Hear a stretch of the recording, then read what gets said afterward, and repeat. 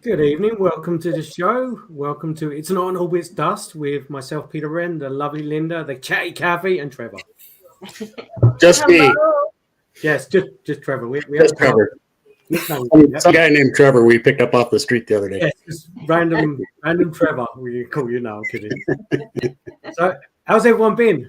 Cathy, let's ask Cathy why she's got a mouthful of coffee. I'm doing good. I'm doing all right. We unfortunately, actually, it was sort of an interesting week. We had so I had to put one of my cats down. Unfortunately, she passed away. Actually, I didn't have to put her down. She passed away in my arms, so that was kind of sad. Oh. She kind of just got sick like suddenly, but at the same time, she was really sick, and you just wanted to hold her, and all of a sudden my kitchen sink decided it was going to go kablooey. So I had water everywhere. I had so I'm trying to fix my sink. I ended up having to take all the pipes out and redo a lot of shit, and excuse my language, but I did it on my own. So I was really proud of myself. But yeah, it was quite a week. Otherwise it was really good. Yeah. Besides, that sad. But how are you guys? Doing good? Yeah, things are going good here for the most part. So, except three out of the four kids that are three of my kids tested positive for COVID last week. Oh no! And then my wife wasn't feeling good, and I've kind of got the sinus thing going on now too. So I'm kind of like, oh great, here we go. But other than that, yeah, doing all right, and just been kind of chomping at the bit all day to get on the show. So. Been a long, slow Sunday for me, so super excited to be here. How are they feeling? Are they okay? Everybody's fine. So my kids, my boys, they were sick for like 2 days, and they bounced back no problem. And and Melanie my wife was kind of the same way, and my symptoms seem pretty mild, so I'm optimistic. So and yeah. So, but everybody seems to be doing fine. They're all being super noisy outside my room, so hopefully you guys can't hear it over the mic. Oh, Lynda, how you been? I've been really good. Work has been a little crazy. We've had our Christmas open house already, so that's a good thing.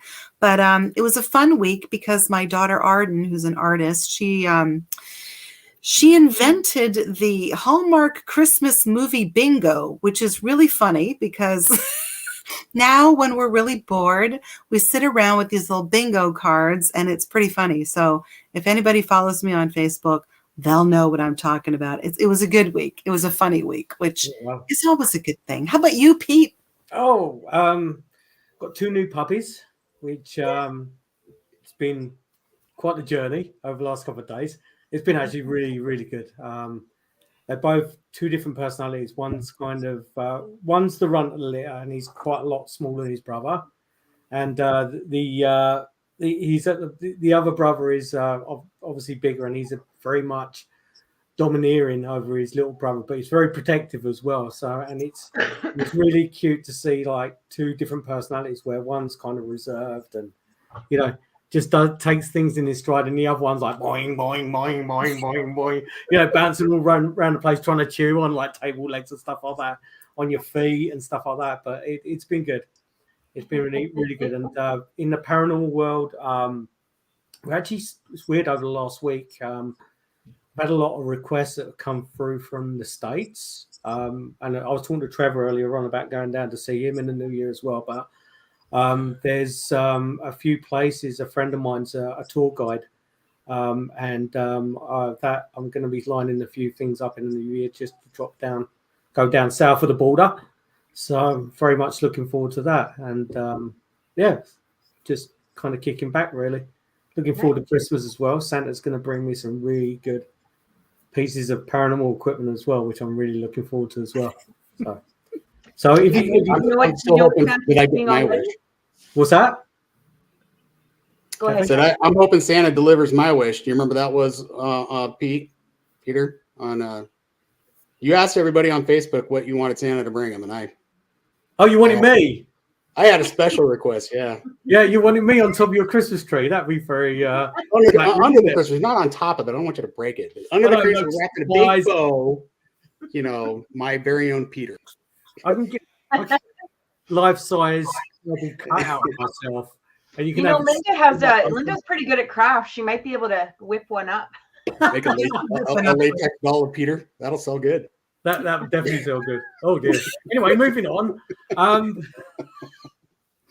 If you're tuning into the show, and please like and subscribe to the channel and click on those notifications. Okay, so tonight we have a really neat guest, and we're really lucky to have her on the show. Name's Anna Maria Manalo. She is an author. She writes paranormal suspense memoirs and anthologies, not analogies, anthologies. She's also a therapist, and she did some screenwriting too. So, and all about the paranormal stuff. So really looking forward to getting to know her. Hi, Anna. Hi, how are you?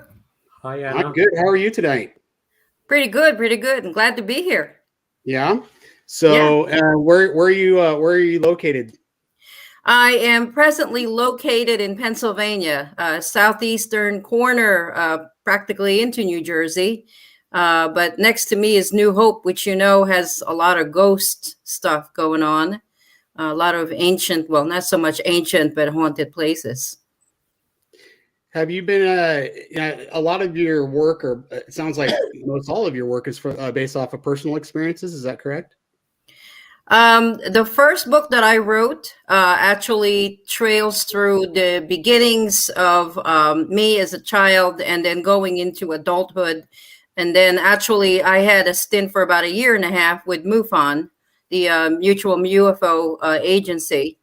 And then from that, I started writing scripts. And what I did was I detailed all the cases that I had encountered off and on, from MUFON, from people that just, talked to me that I encountered in my travels, and I encountered after the show aired that involved a few of the prominent cases from the UFO flap. So that was the first book.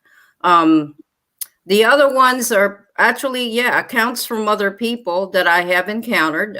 They literally just kind of like fall into my space. And then I recount as best as I can their own personal stories. So that's what led me to writing the stuff that I write. That is so cool. What is MUFON? I'm sorry. I'm not sure what that is. Mutual UFO Network is the largest volunteer organization having to do with investigating any type of phenomena having to do with UFOs. They call them UAPs now, unidentified aerial phenomena. And they have representation in almost all of the U.S. I think actually they even have a director based in Hawaii. There's also an international equivalent. Actually, Peter, in the UK, used to be run by Philip Mantle. I don't know if you are acquainted with him, but that was before the British UFO Agency. So it was an interesting story that led me to become one of the investigators, because You'll tell us, right? Quite a few years back, we had a friend who was very interested in UFOs. He was so interested that he decided he was going to actually train to become one of the investigators. We happened to be having dinner with him one evening with his wife, and on his coffee table with this huge binder, a black binder, and I reached for it, flipped through it. And of course, the first page that opened up to me were all these aliens. There were photographs of aliens, drawings of aliens, alien craft, and I was very intrigued. So I said, at the time, my goodness, what are these and what is this book about? And he said, I'm training to be a UFO investigator. So that really piqued my interest. And that was the rest of it. The next day I ordered the book, studied it, and found that you could sit and actually take an exam. So I took an exam online, and then they trained me briefly, and it was right on time for a UFO flap. right here where I live in Bucks County. Oh, wow. What's a UFO flap? Basically, you're looking at a wave of sightings. It could be anything from like just a simple light in the sky, which is the most common encounter, to an actual encounter where there's evidence on the ground and there's evidence on the person. There's been people who end up missing time. They enter an encounter and then they find out later on they just lost 4 hours of time that they can't explain. And then they end up in a situation where they have physical marks on their bodies. Could be like little scoop marks. We had a few cases here, quite a few cases actually. We started with 2 investigators for over 4 counties, and then it went from there because there were so many people. There were times when we just made a phone call in order to reach out after they've been, placed on the MUFON website to be reported. There was that many. So that's a flat. Was there similar body marks and stuff like that in each of the cases, or were they all different? They're all different. And Peter, it's an interesting question that you posed me because in the past couple of weeks, I just started my latest book, which would be my 5th. It's also in the realm of the paranormal, but it crosses over into, I won't give the spoiler away, but there are cases where she felt that she was being abducted. So the next book looks at the types of things that happen, in this case, to a couple of people that range from just a simple dream without any type of physical evidence to someone who actually looked like they'd been battered and beaten. So it really varies on the humanoid that they encounter.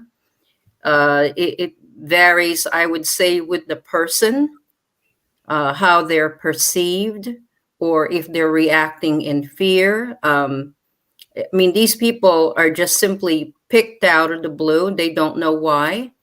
Sometimes it's generational, where you're going from maybe the parents encountering something for a long span of time, for years and years. These visitors come and go, and then the children are next.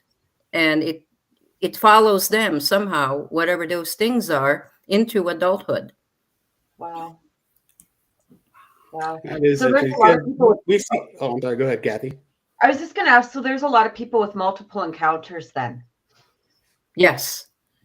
I would say from what I know so far, what I've read so far, and the types of people that I have met that have encounters, some are very reluctant to come forward, but they're increasingly seeing more and more people coming forward and disclosing the kinds of strange encounters that they have. And I'll tell you this, it looks to me like it's a continuum. It's not so much that, here are the ghosts, here are the cryptids, and on this camp, here are the UFOs or the UAPs or the aliens. Yeah. I see them all as one entire multiverse. There's some overlap there. That's interesting. That's really interesting. We've actually had conversations about that, as to whether or not they're all separate, or is there some kind of thread that runs through all of these experiences? Are they related? And it is true, right, Pete? We've had. I was just going to add, because when we interviewed Charles, a friend of mine that lives in Vancouver, and he kind of sparked he sparked that kind of overlap, and it's the various guests we've had of like Charles has seen orbs in the sky and stuff like that, and there's a common theme in relation to like Bigfoot sightings as well, with certain subject experts where they've seen like orbs in forests and stuff like that. They've seen so-called manifestation of orbs before they've heard or not visibly seen anything, but they've something's happened to the environment. And it's also that overlap where the ghost hunter sees orbs and stuff like that as well. So what you're saying, Anna, it looks like that there's a big circle path there, and in relation to all three of those elements, like cryptoids and UFOs and ghosts as well. It's very, very interesting. Was there with all of the people that have come forward over the years with sightings of UFOs, was there like a common theme in relation to what they've seen in the sky? Was it just lights? Was there a familiarity in relation to the shape, or was it what kind of things have come forward on that? Quite various. You could see simple lights, could just be the size of a dime, or it could be as elaborate. There's one down in the very southern area of Bucks County, which is probably, I would say, about an hour and a half from here. There was a particular neighborhood where people were just sitting on a nice summer evening. This is right in the middle of the flap. This is in 2008. They were seated right after dinner, sitting on their porch, and across from them, there was a whole row of homes that were similarly built with porches all facing the street.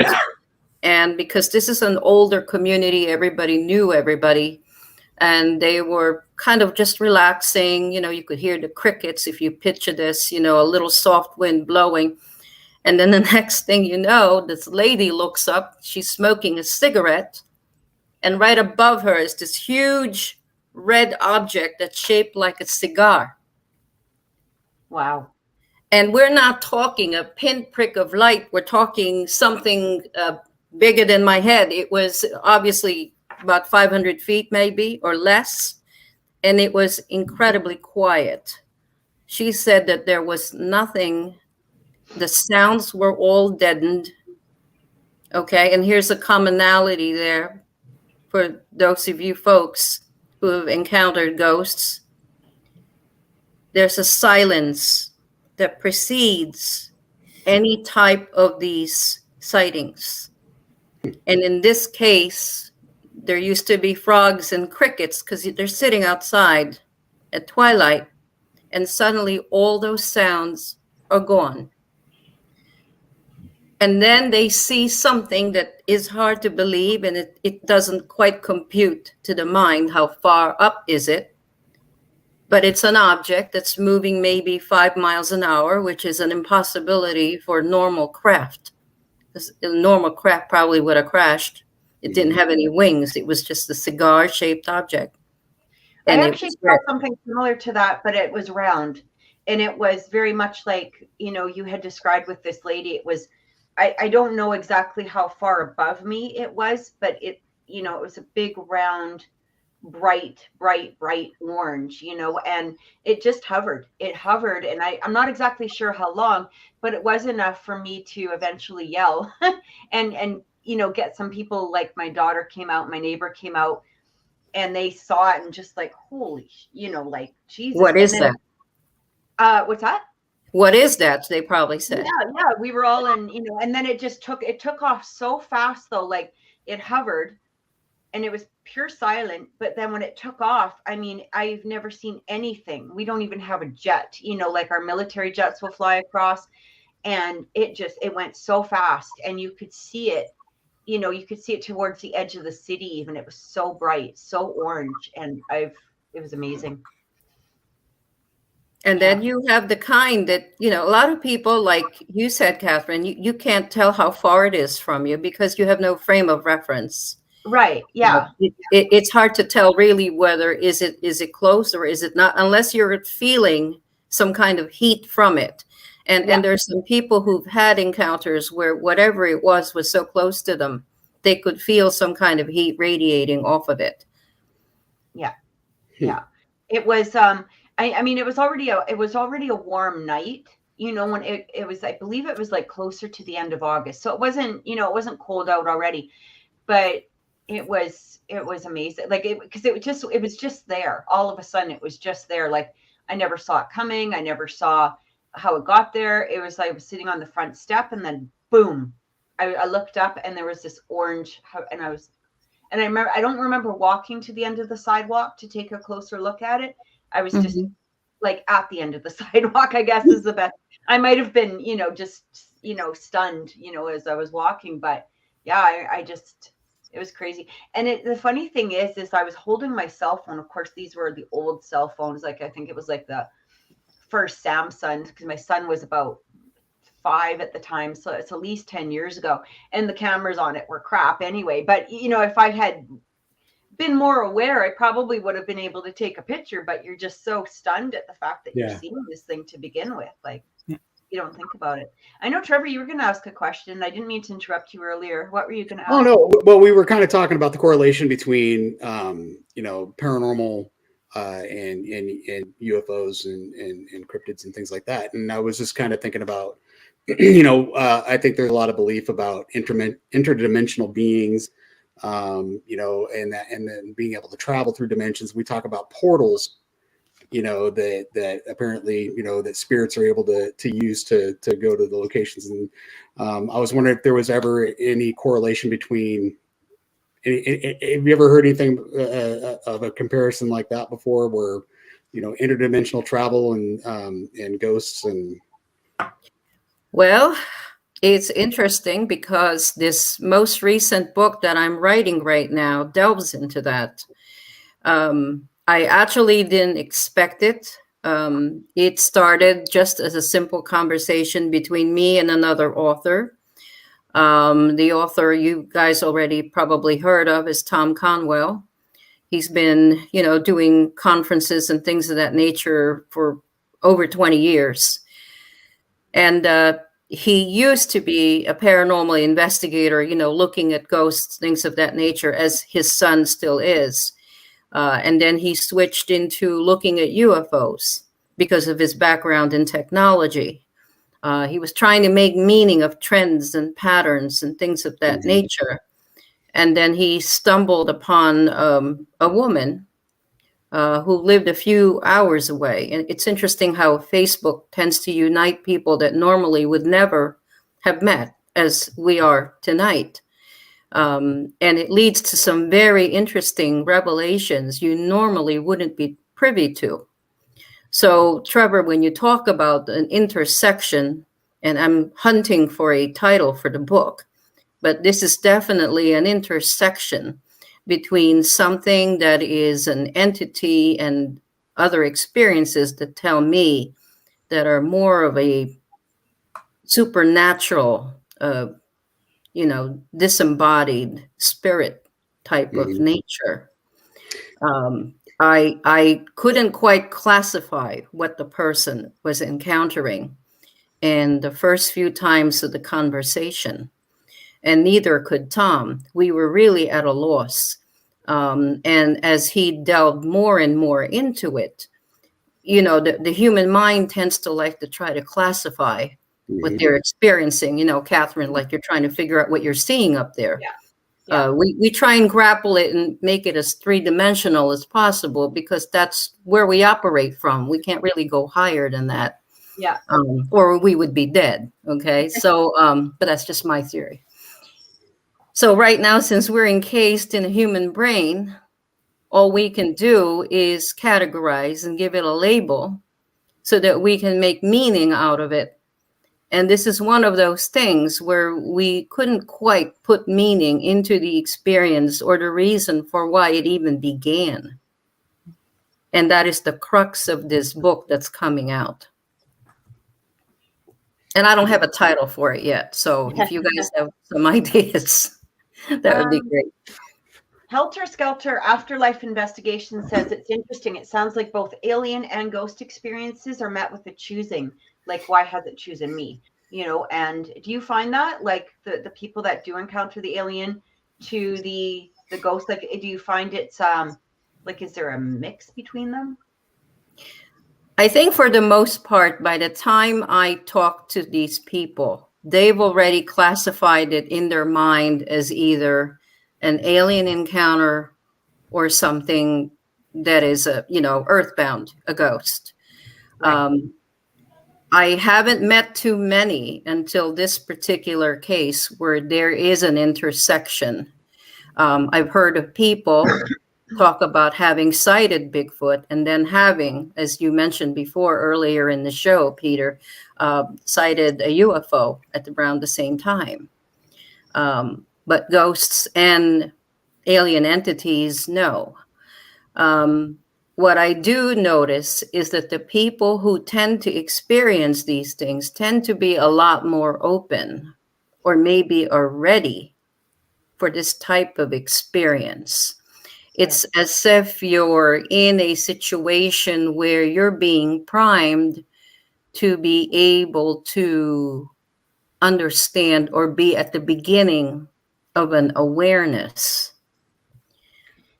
And you have people who appear to be skeptics, and then suddenly they're coming into an awareness of something out there that they've never encountered before, and suddenly they become advocates of whatever it is. You know, it's interesting because when I did see that thing, I had actually just started paranormal investigation. So I was just getting involved with the paranormal investigating and having my own experiences in the house and doing all of this stuff. And when this thing appeared, I mean, I didn't really know what to expect. It was just, I lost you. Oh, can you hear me now? I can hear you, Kathy. Yeah, I can. Is Anna with us? I don't know if she's frozen. Anna, are you frozen? We might be losing Anna. Yeah. I hope it's not aliens. Ghosts. I guess so. Hope this show can reconnect here. It's an interesting concept though, because I was kind of thinking, I mean, I look back at my life is my parents was saying that I used to have experiences when I was before I could even walk. They said that I'd be in my little, those little walkers you put kids in that they're around, they got the wheels and so they can run around the house. You seen those? And they used to say I used to watch things flying around me and I'd chase them in the walker, and I'd be zipping in and I'd be laughing and trying to catch these things. And I thought, okay, well, I was just a kid with an overactive imagination. But my parents were like, no, you were seeing things. Yeah. Then later on, when I was about 3 years old, I lived in a haunted house. I didn't understand what a haunted house was, but I used to watch figures walking around our living room at night. And one night, one of those beings was in my room, only it wasn't a dark figure. It was more like I don't know, for better lack of a word, a light figure, but it didn't illuminate anything. And it scared me to death because I was little, and threw the covers over my head and screamed, and Mom came and saved the day, Yeah. And later on I had, well, I don't know if there was a UFO. I'd be even embarrassed to tell the story because it's probably nothing, but it's We're getting the feedback from. Sorry. Yeah. I don't know. Somebody's got Where are we getting the feedback from? yeah, I don't know. Somebody's got time out. Are we back? Are we back? Are we good? I love live shows. It's great. Are you still with us, Anna? Are you still with us? You're fading and then coming back and then fading. Can you hear me? Yes, Yeah, we we can can. hear Yeah. you now. Yeah. We can. It's the Men in Black guys. They're fiddling with this. They don't want anybody to hear it. Yeah, they don't want anybody to know that we're on to them. They don't want us talking about this. That's for sure. I guess anyway, my point is kind of going to the whole, maybe you were chosen, for these visitations and stuff. And, maybe there is something to that, because I know that my mom she'd seen Bigfoot, she'd seen the UFOs, she'd seen the ghosts. I didn't know about any of that until later on in life when I started doing, the paranormal investigating because of the experiences that I've had. Now, I'd never seen Bigfoot, but I had some weird experiences that could only be classified as UFOs. Whether they were or not, I have no idea. But I've definitely seen apparitions. So maybe I think that's a sound theory. Yeah. I think so. I think it is because, you know, you do have, there's not everybody, I mean, it's not a common thing, but it's becoming more common. But I'm going to say, like, for the most part, it's not a common thing to see that. So one of the experiences I had, Anna, and this one's always kind of bogged my mind. And I don't know that it was UFO, but you're definitely more of an expert than I am. I was out in the middle of the woods hunting, and I was by myself. There was no wind, but and out of nowhere, all of a sudden, it sounded like there were large things flying above me. I didn't hear engines. I could just hear the air moving, like forcefully. Hard to explain the sound, and it lasted for a few minutes, and then it just vanished. Have you ever heard of anything like that before? Well, the first thing that comes to mind, I hope you guys can hear me because you're cutting out a little bit, was the case with the Rendlesham Forest case. And that was where you had those soldiers. It was at an air base who came upon an object. I mean, from what I understand, it had some kind of writing on the bottom. They got so close to the hull that they got to see some type of symbols all along it. But it was huge light, and they actually were told to go there. So that's the first one that I know of. I read about that from a couple of different points of view. There was a gentleman, I think he was trying to think of whether he was a lieutenant or a general, but he was a prominent figure, Charles Holt, I think his name was. This goes a way back, and this was in the UK, Peter. They had a case where the gentleman was guarding the gate. He had his own account and his involvement about how large this craft was.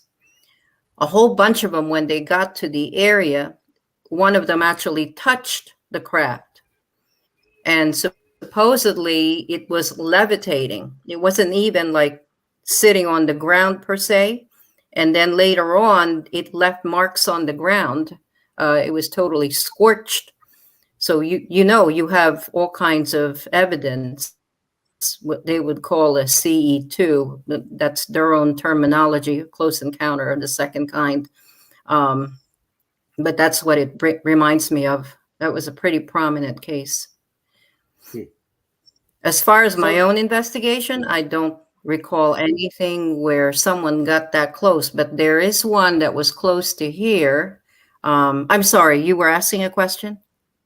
Sorry, no, I was just waiting for an opportunity to jump in there. But I, when I was growing up, I was probably in my late teens. I mentioned it on the show a little while ago that I did have an actual experience myself. And what I remember was that both me and the person that was with me at that time is when that object moved away from us, both of us couldn't hear properly. It was almost like we plugged our ears, like that sound break, where that object moved through the air. Like, you know, when you're going over, you're driving over a bump and your ear plugs up and stuff like that. Like, we both had that at the time, and that was the only characteristic for me that stood out. Have you ever heard of that before? Have you ever heard? No, I haven't. I will tell you, though, a couple of cases where I had a woman who was a jogger, and this was around 2009. This story came my way because of a gentleman who, of all places, I was walking out getting some wine. He stopped me, and he recognized me from a show that had just aired Thanksgiving the year before. And he said, I want to let you know this, but I don't want this documented with MUFON. So I will leave, the park where this happened obscure, and I won't name any names. But in this particular case, it was his girlfriend who was jogging at a park. She decided that even though the park was closing, she just had to have her 3-mile jog. It was getting late. Her car was the only one there. She proceeded to park. She parked at the edge of a canal, and then she came out of the car, and she was guiding herself by some lights that were inside the park. There weren't many of it, but she managed to go around in a circuit, and on her way back, she saw that there were 2 lights right behind her car.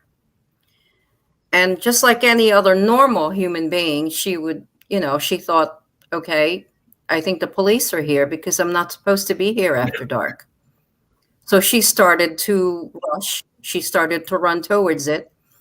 And in the process of running towards it, as she got closer, she realized the 2 lights were above her car and not behind. So in effect, whatever that vehicle was up in the air, hovering close to her car. So she started to slow down because she started internally feeling there was something very wrong with the situation. She became very conscious of the fact that she was alone in the dark, approaching something that she could not classify. As she got closer, she then started to try and click her car open. She realized it wasn't a police vehicle. And when she opened the door, it was as if time was slowing down.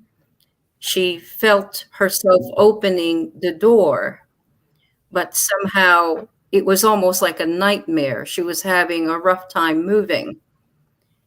And then something was approaching her. And it was, according to the boyfriend, about 7 feet tall. Oh, God. And it was moving almost like a shadow until finally she could see some definition. And you have to be seated for this, and I guess you're all seated. It was a praying mantis. What? Wow. That's interesting. It was looking down at her, and it had a wand for a hand, and it touched her. And the minute it did, she woke up with her head against the wheel of the car. She was inside the car, and it was already daylight. Oh, God. And the story doesn't end there. She is in a panic now. She doesn't know what happened to her. All she knows is she's supposed to be at work, but there she is. She's still wearing her jogging clothes. She sits up and realizes her feet feels funny. And she looks, and she's got scoop marks going from her knees all the way down to her ankles on both her legs. Unreal. Wow.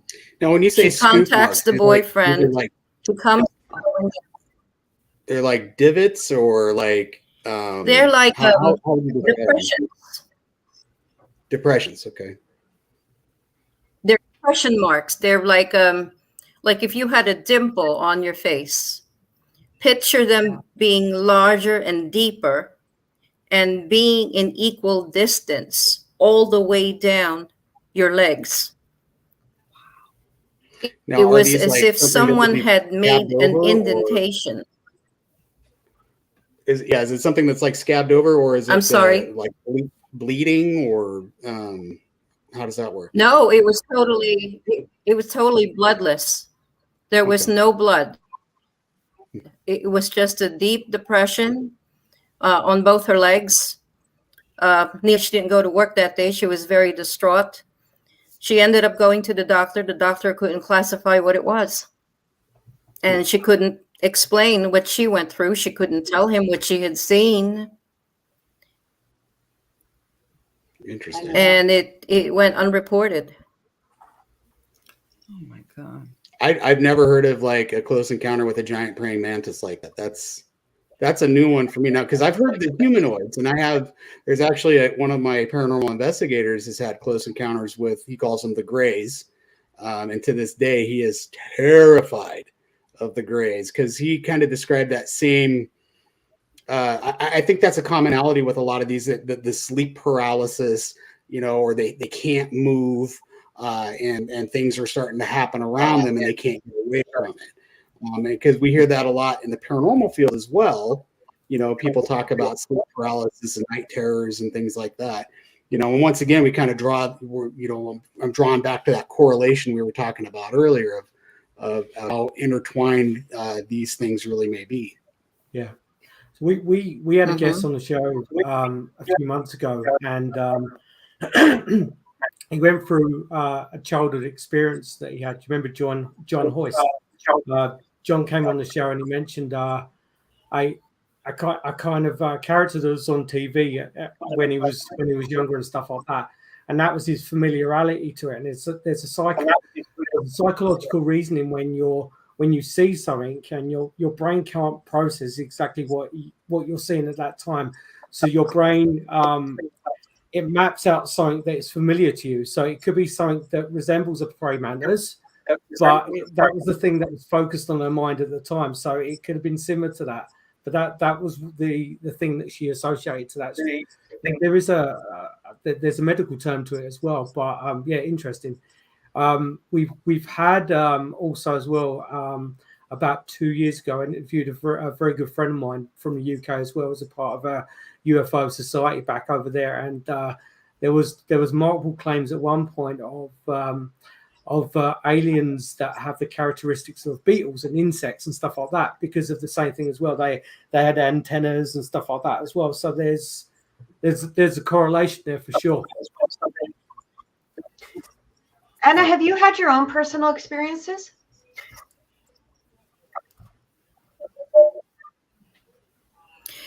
I did. Not as severe as that, I would say. I've had both. I've had experiences with demonic energy as a very small child. I ended up living in a haunted house, which was unwittingly built on unblessed ground because there were Japanese soldiers' bodies that were there and no one knew. There was a reenactment of a massacre right outside my bedroom window when I was visiting a cousin.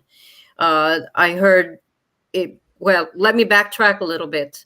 About, I would say 2008. No, 2009. It was right after my involvement with the UFO flap. I went to visit family relatives in the Philippines, and they live in a very small town, which happens to be just steps from a major university. And I stayed for about 3 weeks with them. And it was probably the most memorable 3 weeks of my life because something happened almost every night. They were living in an area that was the crossroads of a massacre in World War II. Wow. And one of my books delves with what happens to the ghosts of World War II, incidentally. In this particular case, by people screaming right outside the window. And it sounded like a lot of people that were running in the street. And there were women screaming, there were men yelling. It was just total chaos, shooting a gun, and people were scattering. And then the next thing that followed was marching boots, like a regiment marching, coming closer and closer and closer. And at this point, I was fully awake. And I sat up trying to figure out what was going on in this neighborhood. I'm 10,000 miles away in a foreign country. And I'm trying to think in my head, what is going on and why aren't my relatives awake at this point? And then I hear chains. Chains are being thrown over the fence right behind, just a few yards over my head. And it sounded like someone was forcibly pulling the wall down, like as if there was a wrought iron fence and they were trying to pull it down and trying to get in. So at that point, I turned around. The window was right above my head. I went to open it.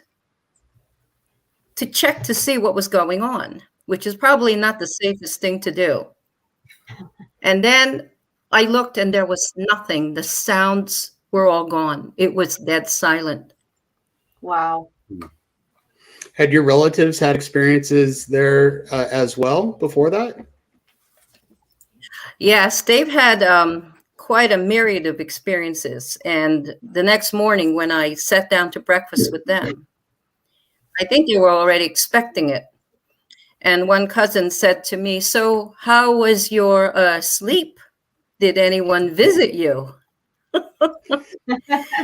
And I said, "It's interesting because I don't think I was visited by anyone as opposed to a whole bunch of people." And then I proceeded to explain it to them. As I was explaining it to them, and it's already morning, a door opened and slammed. Everybody looked up and they wondered what that was about. Yeah. One of my cousins stood up to check to see. No, the door just opened and slammed. There was nobody there. Wow. And then later that evening, I walked by a bookcase and all the books fell as I walked by. And they said, "Oh, yeah, that usually happens when there's a visitor in the house." I love how nonchalant they are about it too. It's like, oh yeah, happens all the time, no big deal. So, Good. now, your relatives, they live in the Philippines, is that correct? Some of them do. Some are overseas. The ones that you were staying We're with, kind of though, is that scattered. what that was? Well, I was just curious because I find Yeah, that, the ones I was staying with. and I know they're two different locations. I spent some time in Brazil, down in South America, and I found that the people there, I mean, they are, outside the United States specifically, and especially in these countries that are, more humble, more third world. They're very in tune spiritually, and I don't know, is that kind of the case for people in the Philippines? Are they kind of more open to those type of experiences, those type of hauntings? They tend to be, I think, because it's probably one of the most haunted countries in Asia, because it's seen a lot of violence. And this is my theory. I think that when you have earthbound spirits, when you have people whose lives are cut off short by violence, they tend to stay in the earth. And some of them probably don't even realize that they're dead. So they continue to walk around as if, nothing has happened. Mm-hmm. And they keep reenacting the terror that what they went through that led them to die. But this is one of those places that was very haunted because there was a lot of tortures that were also done in the vicinity of the university, including the university gym. So people there just kind of like take it off the cuff. "Oh, yeah, I saw that disembodied head the other day. Did you see that? Oh, you should go upstairs to, there's a basketball court up there and nobody uses it anymore." Wow. You see, I really like that. I wish more people were like that. They can just accept things that they see and not try to rationalize it out. Because I think if more people could be like that, we could start figuring some of this stuff out a little easier. I agree. I think definitely. Yeah. That's really true. Well, you talked about experiencing a demonic entity when you were a child. Nowadays everybody says that everything's a demon, but you actually experienced that. Mm-hmm. I mean, what was that like? When I honestly, that is something that I wanted to ask you from like moment one. That must have been terrifying. It's not something that you shake very easily from your life, because this was something I wrote in the very first book. At the time, I was working as a school counselor in a public school. And because people were very conservative, as you all know, in that type of environment, I even went so far as to write in a pen name, and I didn't use myself as being the center point. I referred to the person in third person. This happened in a hamlet just about 50 minutes from Manila. And it was my father who was infested in this particular case. He first saw it when we first moved, and I was only an infant. I was about maybe a year when we moved into it. So this is all being told to me by my grandparents and my mother having firsthand witness of the creature that was infesting the home. Supposedly, it folded out of a tree. Oh. I'm sorry? Oh, I said I had the chills when I It was folded listening. out of a tree. No, yeah. Well, this is also very uncanny, Peter, because every time I talk about this one in a format such as this, something prevents me and I get cut off. So if we get cut off, it's probably because it doesn't want to be told. But I will try and tell it as quickly as I can, as succinctly as I can. It folded out of a tree, and if you recall the Mothman prophecies, Yep. that's how it resembles as a figure. If you recall Jeepers Creepers close up, that is what my mother reports the creature to appear face-wise. She said it had the face of a goat and the eyes of a cow. And when it looked at you, it looked like it was going to eat your soul. Oh. And this thing manifested itself at twilight, practically every night.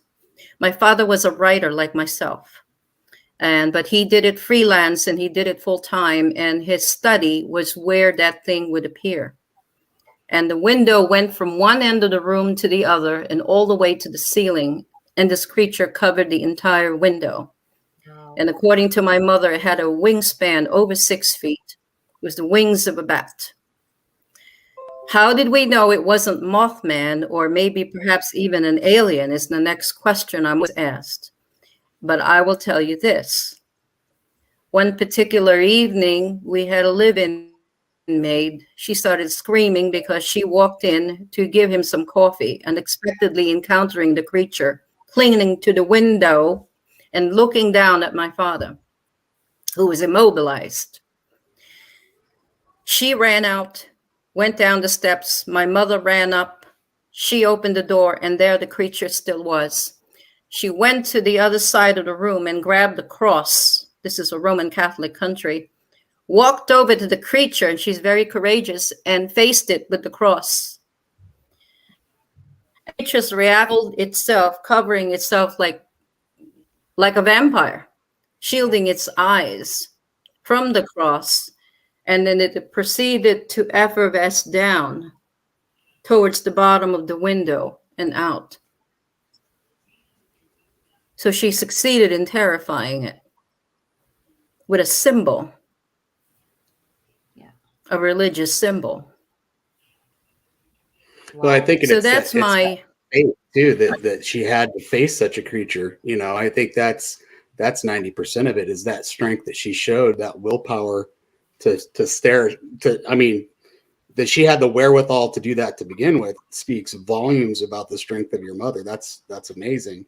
And yes, but you know, it makes me just it still drives me nuts when I watch some of these ghost hunting shows, you know, and every little click and crack and they hear is a demon, and clearly they have no clue what they're talking about. It's a very insidious feeling. It's a feeling, I am told, that is akin to someone passing away very close to you suddenly. You're permeated by a sense of hopelessness, complete with menace and just sheer terror. She felt compelled to save him because he had been talking about this sighting for months and months. And this is the first time that two people actually had seen it. Right. They didn't quite know what to do. So the next phone call she made was to her mother, my grandmother, and they called in a priest. The priest came 2 weeks later and he fled. He did not want to stay. Whatever it was that was at the window was too strong for him. Wow. What did they end up doing? Like, in order to remove it or exorcise it, did they do anything? I think that when these things appear, they have one of two objectives. One is to either persuade you that there's another reality out there and to educate you, or to even tell you that you have a mission to tell the rest of the world. Right. Those are the usual themes. But then there's the other kind where they want to destroy the person. For some reason, they see this person as a challenge. Spiritually, this person is just something that they think is almost like a feather in their cap if they were able to destroy him. In this case, it was my father. So it's sad to report several months later, the creature did get to my father. My father committed suicide. Oh. And that's when this creature stopped for a while until we moved, and then it followed us. But its duration was short when it followed us over to my grandmother's house. Within weeks, it dissipated. For some reason, there was something there that repelled it. Wow. Oh, I'm so sorry about your father. That must have been really hard, especially knowing what may have been the cause of, his, to make him do something like that. That would have been very difficult. Unbelievable. I think it was a combination of him trying to figure out what to do to get rid of it. It caused a lot of menace in the family. There was a lot of arguments. He also could no longer sleep because it was talking to him telepathically and telling him, once you sleep, I will take your soul. Right. I don't know, Trevor, if you've ever come across any cases like that, where you have a very insidious influence.